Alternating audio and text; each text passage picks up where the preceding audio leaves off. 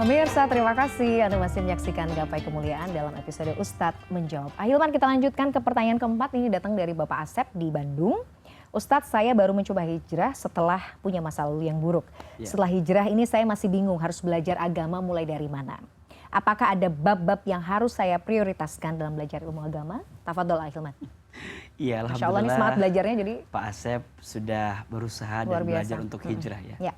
Hijrah itu kan artinya melangkah menuju hidup yang lebih baik. Maka kalau bicara tentang bagaimana ilmu agama yang perlu saya pelajari, kan dalam Islam itu ada 3 pondasi dasar ya, yang perlu kita kuatkan. 1 akidah, 2 syariat, 3 akhlak. Ini adalah 3 pondasi dasar sebagai prinsip untuk menjadikan bangunan Islam itu semakin kuat. Maka akidah, ilmunya tauhid. Syariah, ilmunya fikih.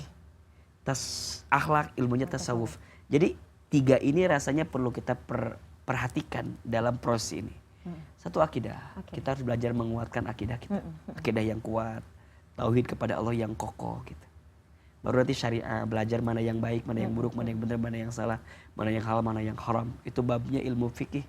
Nanti kita bicara akhlak, bagaimana estetika kita dalam hidup, sikap kita dalam hidup. Nanti ilmunya tasawuf. Nah, itu di antara 3 pondasi utama yang perlu kita pelajari. Tapi sebenarnya bisa berjalan juga sama-sama ya? Bisa, barengan. Barengan aja. Dan yang paling penting sih punya guru. Iya, ini penting. Jadi jangan belajar sendiri kita ya? harus punya murabi, punya mursyid, punya pembimbing, punya guru.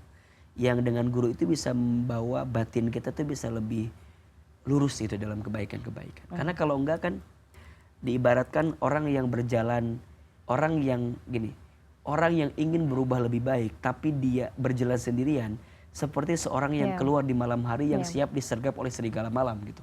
Betul. Jadi godaannya begitu banyak, makanya circle tuh penting. Kita harus punya lingkungan yang baik, kita punya guru yang baik. Nah dari situ kita dituntun untuk bisa lebih istiqomah dalam hijrah kita. Jadi perlu guru, karena khawatirnya kalau belajar sendiri itu malah banyak jebakan ya. Iya, dan disebutkan dalam sebuah keterangan orang yang belajar sendiri tanpa guru maka gurunya adalah syaitan.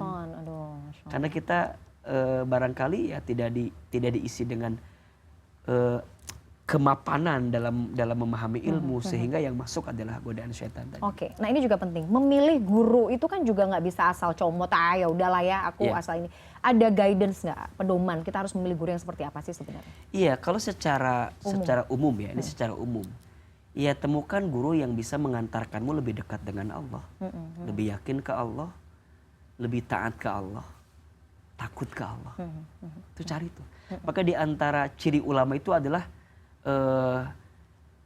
orang yang takut kepada Allah, maka dia adalah min ibadihil ulama, di antara hamba-hamba Allah yang dijadikan sebagai ulama gitu. Maka orang yang kedekatannya dengan Allah sangat luar biasa akan membimbingmu untuk bisa makin dekat sama Allah. Maka nanti dalam konteks prakteknya temukanlah 5 sifat pada gurumu itu. 1, carilah seorang guru yang bisa membuat hatimu dari keras jadi lembut. Carilah guru yang bisa membuat hatimu dari tinggi hati lebih rendah hati.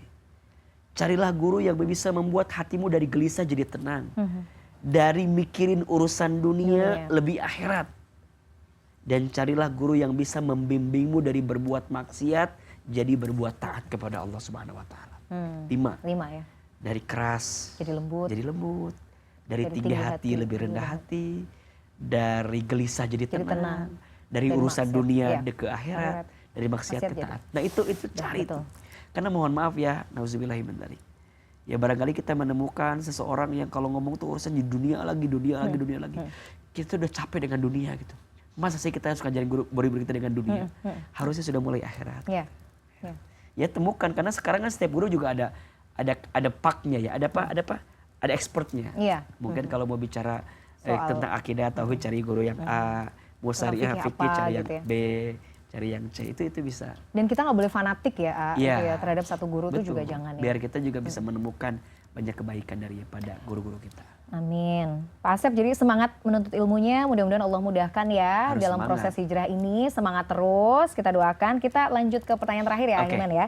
Ini dari pemirsa Gapai Kemuliaan di Bogor, kita bacakan. Ustadz, apabila seorang laki-laki berjanji akan menikahi seorang wanita, tetapi seiring berjalannya waktu, setiap ditanya selalu bilang belum siap. Waduh, ini adakah yang relate ini ya dengan cerita ini?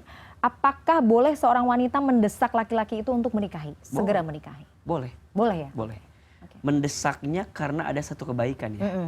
Yang menikah itu kan bagus ya, Iya. jalan keberkahan. Nah sekarang tinggal tanya aja, kenapa engkau memperlambat apa yang kamu janjikan? Kita kan nggak tahu juga. Iya. Mungkin ada alasan yang Iya. membuat dia tidak bisa menyegerakan apa yang dia janjikan. Maka kasih tenggat waktu. Kalau udah dikasih tenggat waktu tapi juga masih tetap nggak bisa, ya udah berarti udah saatnya. Ya putus atau terus gitu kan. Putus atau terus. Terus. Pilih Ya yang udah mana? pilihkan aja sesuatu yang ya sekarang kalau nggak ada waktunya bukan janji namanya. Iya. Janji itu harus terukur gitu. Kapan, di mana, seperti apa. Nah, itu perlu diperhatikan. Jadi kalau kata Ahilman, tanya dulu apa sih alasannya kok kamu memperlambat ini, bukankah nikah itu Pertimbangannya kebaikan? tuh apa? Kenapa nggak segera gitu ya? Kenapa? Kan barangkali ada alasan tertentu. Tapi kalau secara syaratnya udah aman semua, ya emang dia aja pengen Menunda-nunda memperlambat, aja. menunda-nunda, ya udah saya kira Cari yang lain itu ya? bukan seorang yang baik untuk kita gitu. Ya sebelum nikah aja dia udah ingkar janji, apalagi nanti sudah menikah.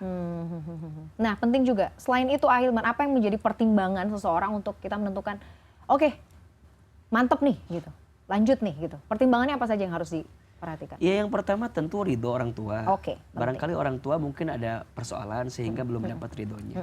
Dua, kemampuan mental, spiritual, dan finansial. Finansial. Mental, spiritual, finansial. Itu penting juga. Mungkin kita memaksa juga mungkin keuangannya agak terbatas sehingga agak sulit bagi laki-laki itu. Saya kira itu sih karena seseorang juga dalam melangkah perlu lebih hati-hati, memang persiapan harus yang matang ya.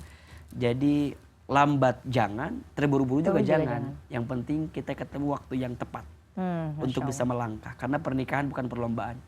Bukan yang lebih cepat itu lebih baik, belum tentu. Saya setuju nih. Pernikahan itu adalah jalan keberkahan. Jalan keberkahan Yang perlu bukan dipersiapkan segalanya. perlombaan. Sebelum kita melangkah untuk mendapatkan kebaikan itu. Masya Allah, semoga saudara kita yang ada di Bogor ini dimudahkan ya. Amin. Dalam ikhtiar Ya mencari Rabbal Alamin. belahan jiwanya ya. Semoga juga dianugerahkan pasangan yang soleh-soleh. Amin. Amin. Ahilman, menarik sekali. Semua pertanyaan sudah terjawab. Mudah-mudahan bisa menjadikan pencerahan dan solusi bagi pemirsa. Terima kasih sudah melayangkan pertanyaan. Terima kasih juga jawabannya Ahilman. Amin. Sehat selalu, ditunggu selalu ya di Ustadz Menjawab. Karena apa ya, solusi-solusi inilah yang kita perlukan ya. Untuk menghadapi hidup yang tentu saja semakin banyak tuntutannya, semakin tidak mudah. Jazakallah khair ya. Sama-sama. Pemirsa tidak terasa usai sudah jumpa kita kali ini dalam program Gapai Kemuliaan. Semoga kajian hari ini membawa manfaat dan menjadi wasilah bagi kita untuk menjadi hamba Allah yang jauh lebih bertakwa. Amin ya rabbal alamin. Semoga Allah senantiasa mudahkan kita semua dalam menuntut ilmu agama. Saya Meladia Rahma dan juga Ustadz Hilman Fauzi Ududiri.